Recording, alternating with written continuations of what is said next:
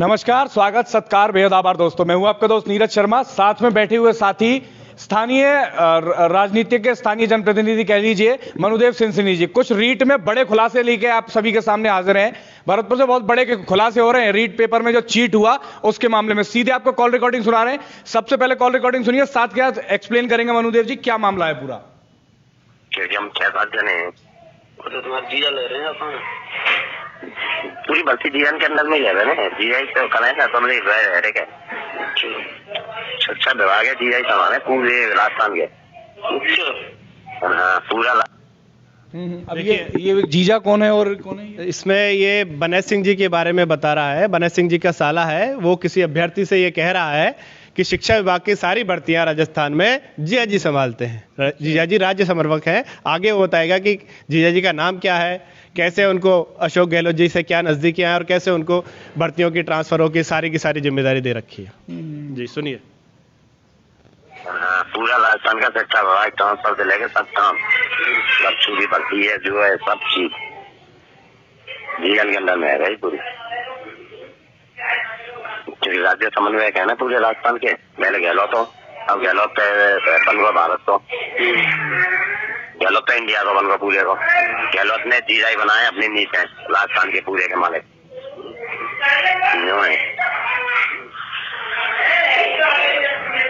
का नाम दिया।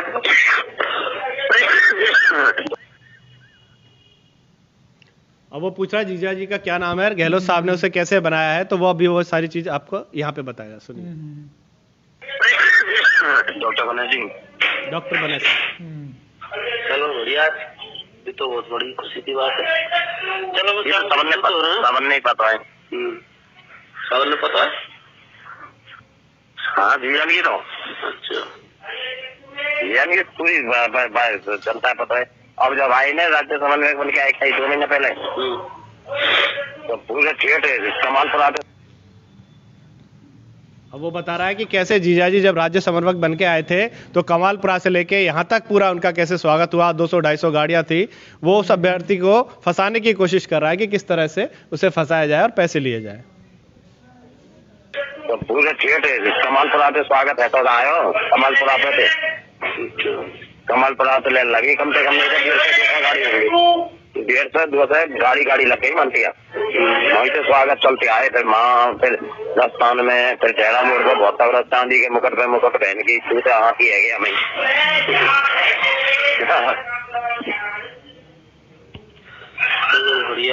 भाई क्या है क्योंकि पहले तो भैया बनने RPSC के चेयरमैन बोर्ड के पहले बोर्ड के चेयरमैन की चर्चा चली।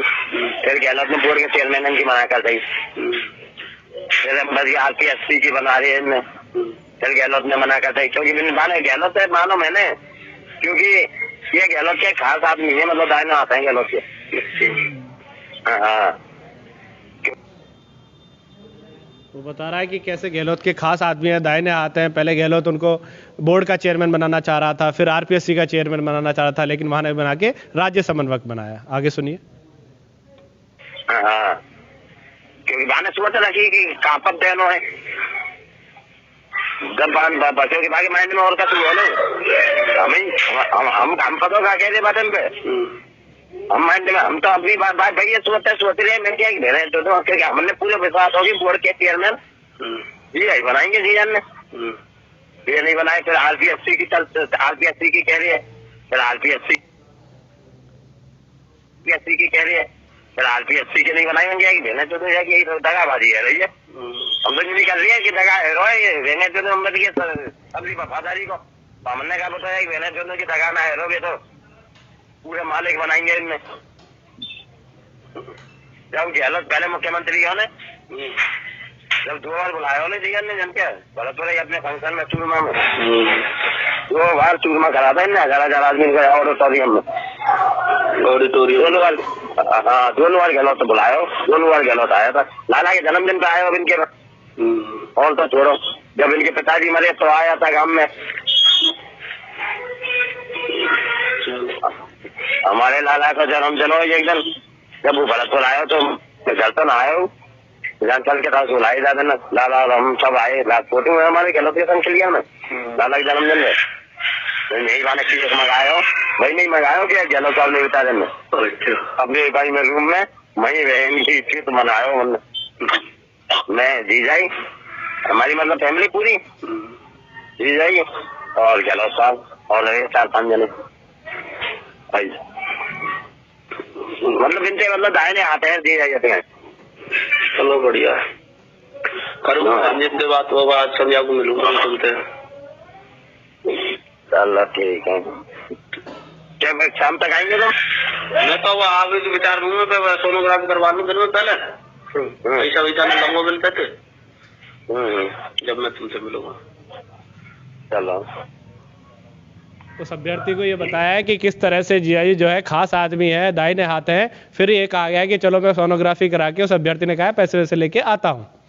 तो इसकी जांच हो कि वो किस लेन देन की अभ्यर्थी की जो बात हो रही है, तो कौन वो अभ्यर्थी है और कौन ये है जिसकी फॉरेंसिक जांच करके पता लगाया जा सकता है बने सिंह जी से। जी अच्छा, और दूसरा जो आप बता रहे हैं दूसरी कॉल रिकॉर्डिंग में क्या है? दूसरी कॉल रिकॉर्डिंग में उनका साला किसी दूसरे आदमी से यूनिवर्सिटी में भर्ती की बात कर रहा है कि यूनिवर्सिटी में राज्यपाल जी के अभी बाहर गए हुए हैं, राज्यपाल जी के आते ही वो भर्ती निकल जाएगी और 2 महीने में तुम्हें उसमें नियुक्ति मिल जाएगी। वो लगभग 3 मिनट की ऑडियो है, वो मैं आपको सुना देता हूँ।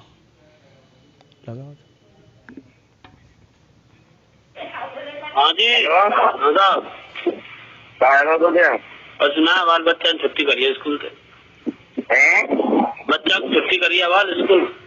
अच्छा सुनो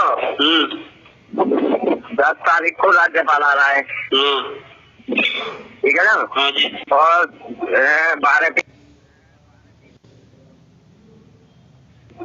12-13 तक वो विज्ञप्ति आ जा भाई तुम्हारी। अच्छा हाँ राज्यपाल फोन कर रहा हूँ मैं, आवाज मैसेज लिख रहा हूँ मैं, ठीक है ठीक है सर। 12-13 लाख 15 तक विज्ञप्ति आ जाएगी और तुम्हारी ज्वाइनिंग मतलब ना ज्वाइनिंग अप्रैल में कर पा भाई। अच्छा ज्वाइनिंग अप्रैल में होगी, अप्रैल में कर पा भाई। बाकी डेट ज्यादा टाइम ले रहे हैं विज्ञप्ति के बाद में। अच्छा विज्ञप्ति आने के बाद में पहले यानी कि 15 दिन को मूव रहो मतलब ज्वाइनिंग को, अब वो महीना भर को कर दिया है क्योंकि आवाज बताइए मौका जब मैं यही मानता हूँ उनको फोन करवाए। 10 तारीख को राज्यपाल आगे पूरा आदेश चल जाएगा। ठीक है बढ़िया है, तो यार काम होना चाहिए। हमें तो क्या बोले 10 दिन लग 15 दिन लग महीना भर लग ना अब मुझे तो चाहिए आवाज है अपन मुझे तो कह रही है जो कह रही है जो कह रहा मेरी मार्च में ज्वाइनिंग करनी है बस सीधी बात है। जो कह रहे मार्च में नहीं अप्रैल में, जो कह रहे 2 महीना तू मस्ती और मान ले बस जो तो घुटने चाहिए। अच्छा जो कह रहे तेरे बहन के अंदर साथ दुनिया को छुट्टी मिल जाए, तेरे लिए एक भी छुट्टी अलाउ नहीं है भाई। सही बात है किस तरह से वो ये बता रहा है कि भाई राज्यपाल के आने के बाद ये भर्तियां निकल जाएगी, 15 तारीख तक विज्ञप्ति आ जाएगी, 2 महीने में तुम्हें उसकी ज्वाइनिंग मिल जाएगी। वो सारा का सारा लेन देन की बात करके उसमें छात्र को शुरुआत में कॉन्फिडेंस में लेने की कोशिश की जा रही है और कथित तौर पे ये बने सिंह जी का साला बताया जा रहा है। और जो दूसरी आप बात कर रहे थे कि जो बता रहे थे आपके पेपर ही नहीं पेपर चोर भी सरकार के संरक्षण में है, वो क्या था? जी कल क्या हुआ है, सुबह 8:30 बजे डीपी जारौली और बने सिंह जी और उनके परिवार के लोग एक ही गाड़ी में यूनिवर्सिटी गेस्ट हाउस में भैरव जी का मंदिर है, वहां पूजा करने गए हैं। बहुत डरे हुए हैं, घबराए हुए हैं उन्हें लग रहा है, हालांकि वो सरकार ही उन्हें छुपाए रखी है। सरकार के प्रतिनिधि है, सरकार उसमें शामिल है, बने सिंह, डॉक्टर सुभाष गर्ग और अशोक गहलोत जी, उनकी शय पर ही डीपी जारौली को उन लोगों ने अपने संरक्षण में छुपा रखा है।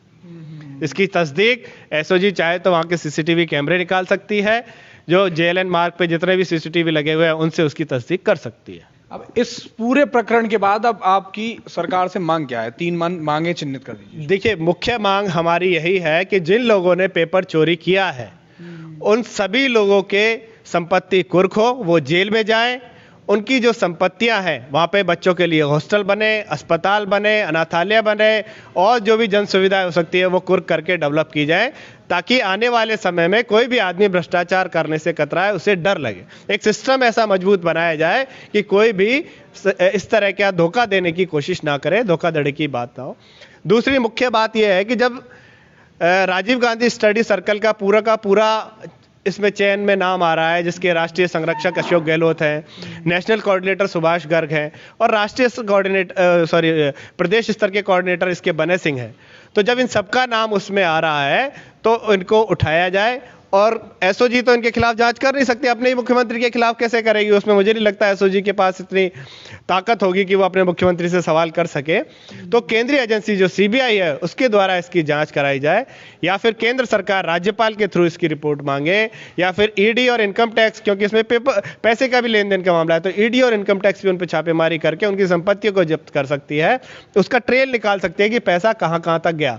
अभी तक एसओजी केवल उनको पकड़ रही है जिन लोगों ने पैसा वो पेपर खरीदा है पैसा देकर, लेकिन पैसा ऊपर कहां तक गया है इसके बाद सीड जनरेट हुआ, जहां से वो जनरेट हुआ उसकी बात नहीं कर रहे। उनको बचाने के लिए ही ये L2 का पेपर रद्द किया गया है, जबकि ऐसा नहीं हो सकता कि L1 का बच जाए और L2 का केवल रद्द हो जाए। कुछ प्रतियोगियों ने L1 में भी बताया कि उन्हें पेपर सील मिली थी, बाकायदा उसके भी सबूत। पेपर की सील तो आजकल सभी सरकारी पेपरों की खुली आ रही है, पटवार की भी खुली आई थी सील। देखिए मैं वही बता रहा हूं ना, आजकल ये चलन सा बन गया है पेपर। इन ऑडियो से ही पता चल रहा है आपको कि किस तरह से जो इन्फ्लुएंसर लोग हैं वो अपने अपने परिवार की भर्ती करा रहे हैं। अब ये देखिए 8 जनों की भर्ती बने सिंह जी ने कांग्रेस के कार्यकाल में अपने परिवार के 8 लोगों की भर्ती करवा दी, बीजेपी के कार्यकाल में होती नहीं है। तो ऐसा क्या है कांग्रेस का कार्यकाल आते ही कि इनका परिवार इंटेलिजेंट होता है? अभी भी यही चल रहा था, इनके भाई को चंदन सिंह को और इनका जो साला है जिसकी ये ऑडियो है उनको भी चतुर्थ श्रेणी में कहीं किसी जगह नौकरी पे लगवाने का इनका चल रहा था कार्यक्रम। लेकिन ये सारी चीजें आ गई हैं, हो सकता है इस पे रोक लग जाए अगर सरकार में इच्छा शक्ति है तो। अदरवाइज तो ये 8 लोग इन्होंने लगवा दिए और अपने परिवार के लगाए जाएंगे। जो मेहनत कश है, जो युवा है, जो बेचारा इतना गरीब है कि वो कहीं से पैसे इकट्ठे करके मेहनत करता है, नौकरी के ख्वाब देखता है, आगे बढ़ने का एक ख्वाब देखता है, लेकिन उन सबको चकनाचूर ये चोर कर रहे हैं। बिल्कुल सही बात है। तो साथियों, इस पूरे प्रकरण में राजनीति बहुत जबरदस्त हो रही है, आप सभी देख ही रहे हैं। अलग अलग पार्टी अपना अपना राग अलाप रही है, अलग अलग तरह से राजनीति की जा रही है, लेकिन अंत में अगर किसी के साथ अहित हो रहा है, गलत हो रहा है, तो वो है सिर्फ छात्रों का हित हो रहा है, छात्रों का ही नुकसान हो रहा है, क्योंकि उन्होंने ही उस परीक्षा की फीस दी है, उसके बाद वो पेपर दिया है, वो जगह जगह जाके जो कोचिंग की गई है, उनके माँ बाप ने बड़ी गाड़ी कमाई के साथ में उनको तैयारियां करवाई हैं, उसके बाद बड़ी मेहनत से उन्होंने पेपर दिया और फिर वो लीक हो जाता है और इस तरह से ऐसे कैंसिल हो जाता है। और उसके बीच में हर पार्टी एक तरह से राजनीति कर रही है, नए नए खुलासे हो रहे हैं, कॉल रिकॉर्डिंग्स और इस तरह के तमाम दस्तावेज बाहर आ रहे हैं। अंत में नुकसान छात्रों का ही हो रहा है। और जो अभी इस चर्चा से निकल के आया वो ये भी है कि धीरे धीरे इस तरह की कॉल रिकॉर्डिंग्स आप सुन रहे हैं, ये पूरा नेक्सस तैयार हो रहा है पीछे। धीरे धीरे सरकारी नौकरियों के नाम पर जो एक मेंटलिटी लोगों की बनी हुई है, पूरे दुनिया की बनी हुई है कि सरकारी नौकरी बहुत बढ़िया होती है, तो उसी सरकारी नौकरी के लिए धीरे धीरे पीछे एक नेक्सस तैयार हो रहा है। जो लोग मेहनत से तैयारी कर रहे हैं, पढ़ रहे हैं और फिर नौकरी लगना चाहते हैं, उनको अवसर ना मिलकर इस तरह से कुछ पैसे देकर पेपर लीक हो जाते हैं और उनको नौकरी मिल जाती है। तो उन छात्रों के साथ अहित हो रहा है जो मेहनत से काम कर रहे हैं, और ये नेक्सस भी तैयार हो रहा है पीछे पीछे। इसके ऊपर भी लगाम लगना जरूरी है, इनकी भी जांच होना जरूरी है। सीबीआई जांच होनी चाहिए या एसओजी जांच पर्याप्त है, इस बारे में आपका क्या कहना है कमेंट करके जरूर बताइएगा। बहुत पुरजोर मात्रा में सीबीआई जांच की मांग उठ रही है, जिस राजनीतिक पार्टी को देखो वो सभी सीबीआई जांच की मांग कर रहे हैं। आप देखिए हरियाणा में हुआ था जब ओम प्रकाश चौटाला जी जेल गए थे, खुद मुख्यमंत्री थे, उन्होंने ये काम किया। खुद की सरकार में तो उन्होंने कोई जांच कराई नहीं, लेकिन जब दूसरी सरकारें आई उन्होंने जांच की निष्पक्ष तरीके से और उन्हें जेल जाना पड़ा। अगर ये सरकार आज इसकी जांच नहीं कराएगी तो आने वाले समय में ये जो 26 लाख युवा हैं, इनके परिवार को मिला के लगभग 1.5 करोड़ वोट मिलती है, 25% वोट इस सरकार को उखाड़ फेंकेगी और आने वाली सरकार को ये मजबूर करेगी कि ये सीबीआई जांच हो और जो दोषी है वो जेल के पीछे जाएं। हम इस बात के लिए पूरे प्रदेश के युवाओं को लामबंद करेंगे और आंदोलन करेंगे कि ऐसे लोगों को जेल में पहुंचाया जाए। जिस तरह से आप आज आंदोलनरत हैं, उस तरह से अगर सीबीआई जांच आने वाली सरकार में भी नहीं हो पाई और जो असल मुजरिम है वो जब तक जेल नहीं जा पाए, तो आप तब भी आंदोलनरत रहेंगे? नहीं, बिल्कुल रहेंगे। देखिए हमारा मुख्य उद्देश्य है सिस्टम को मजबूत बनाना, सिस्टम को स्वच्छ बनाना, जिसका जो हक है वो ईमानदारी से उस व्यक्ति को मिले। जब तक ये ख्वाब पूरा नहीं होगा हम आंदोलनरत रहेंगे, चाहे कोई भी सरकार आए। आपने देखा मैं पहले राष्ट्रीय लोकदल में था, वहां अगर मेरी सरकार के मंत्री ने जो अगर कुछ गलत किया, मैंने वहां पे भी उनका विरोध किया। मैंने पार्टी छोड़ना मुनासिब समझा, बजाय इसके कि मैं अपने व्यक्तिगत स्वार्थ के लिए वहां लगा रहा हूं, मैंने पार्टी छोड़ना मुनासिब समझा और जनता के लिए हित के लिए लड़ता। तो आगे भी जब भी जनता का हित होगा हम उसकी बात को रखेंगे, उसी के लिए लड़ेंगे। बहुत बढ़िया। आपकी क्या राय है इस पूरी बातचीत के बारे में, कमेंट करके जरूर बताइएगा। बढ़िया लगे शेयर करके सब साथियों से साझा जरूर कीजिएगा। मैं हूं आपका दोस्त नीरज शर्मा। नमस्ते, गुड बाय, राम राम।